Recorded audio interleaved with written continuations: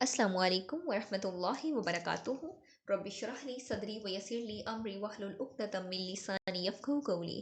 الحمد للہ رب العالمین۔ پارہ نمبر 5 سورۃ النساء آیت نمبر 115۔ اعوذ باللہ من الشیطان الرجیم، بسم اللہ الرحمن الرحیم۔ ومن يشاكك الرسول من بعد ما تبين له الهدى ويتبع غير سبيل المؤمنين نوله ما تولى ونصله جهنم وساءت مصيرا۔ اور جو رسول کی مخالفت کرے اس کے بعد کہ اس پر ہدایت واضح ہو چکی اور اہل ایمان کے راستے کے علاوہ کسی اور کی پیروی کرے گا تو ہم اس کو ادھر ہی پھیر دیں گے جدھر وہ پھرے گا، اور اسے جہنم میں داخل کریں گے، اور وہ بہت ہی بری لوٹنے کی جگہ ہے۔ اس آیت میں ہم دیکھتے ہیں کہ علماء کرام بالخصوص امام شافعی نے اجماع کی حجت پر استدلال کیا ہے، یعنی جس مسئلے پر پوری امت مسلمہ متفق رہی ہو وہ یقینی طور پر برحق ہوتا ہے اور اس کی مخالفت جائز نہیں۔ اجماع کی حجت ہونا، نبی صلی اللہ علیہ وآلہ وسلم کا معصوم ہونا، اور یہ آیت اجماع کی حجت ہونے کی دلیل ہے۔ امام شافعی رحمۃ اللہ علیہ سے پوچھا گیا کہ قرآن مجید کی کون سی آیت اجماع کی حجت ہونے پر دلالت کرتی ہے، تو انہوں نے کہا میں نے قرآن مجید کو 300 بار پڑھا تو میں نے اس آیت کو اجماع کی حجت ہونے کی دلیل پایا۔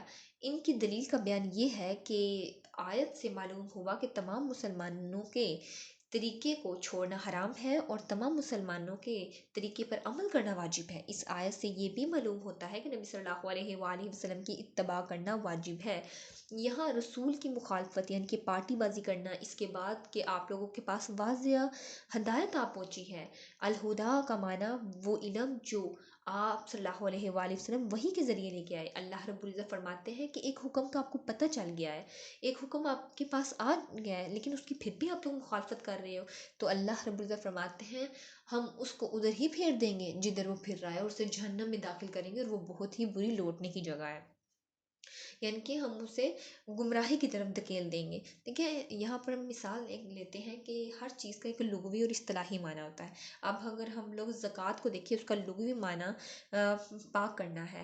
اب اگر انسان ڈکشنری سے صرف یہ دیکھ لے کہ پاک کرنا، اور وہ اپنے ارادے کو پاک کر لے، اپنے جسم کو، کہ میں نے تو بس یہی دیکھا تھا اس کا معنی پاک ہے، آگے اس کو پتہ ہی نہیں ہے کہ اب کس طریقے سے زکوٰۃ ادا کرنی ہے، یا زکوٰۃ کا پراپر پیٹرن کیا ہے، یا ہمیں شریعت کے حوالے سے اگر ہم دیکھیں کہ اصطلاحی معنی بیسیکلی شریعت کی اس کے بارے میں کیا کہتی ہے، حدیث ہمیں اس کے بارے میں کیا بتا رہی ہے کہ اس کو کتنے سال تک سیو رکھنا، اور کتنی اماؤنٹ ہو کہ اس کے بعد ہم اس میں سے زکوٰۃ ادا کر سکتے ہیں، اور کن لوگوں پر زکوٰۃ فرض ہے، یہ سارا ہمیں احادیث سے پتہ چلتا ہے۔ دیکھیے قرآن جو ہے وہ ہمیں زیادہ ڈیپتھ نہیں بتاتا، قرآن ہمیں آیات اور اس کا ترجمہ، اور ہمیں جو ڈیپتھ پتہ چلتی ہے وہ احادیث سے پتہ چلتی ہے۔ اگر انسان خالی ارادہ کر لے، اپنے جسم کو، لباس کو پاک کر لے، اس میں اس نے مخالفت کی، لیکن جیسے اللہ رب العزت نے بتایا ہے، جیسے شریعت نے ہمیں کہا ہے، اللہ رب العزت نے نبی صلی اللہ علیہ وسلم پہ وحی نازل کی، اور نبی صلی اللہ علیہ وسلم کی زبان مبارک سے جو بھی الفاظ نکلے بیسیکلی وہی حدیث ہے، اور اس کے تھرو ہمیں پتہ چلتا ہے کہ ان تمام چیزوں کا طریقہ کار کیا ہے۔ اسی طرح حج کو کس طرح ادا کرنا ہے، اسی طرح نماز کو کس طرح ادا کرنا ہے، اس کے لیے پہلے وضو کرنا ضروری ہے، تو یہ تمام چیزیں ہمیں احادیث سے پتہ چلتی ہیں۔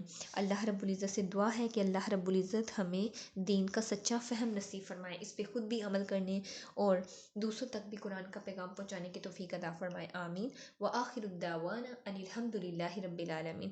سبحانک اللہم وبحمدک، نشہد ان لا الہ الا انت، نستغفرک ونتوب الیک۔ السلام علیکم ورحمۃ اللہ وبرکاتہ۔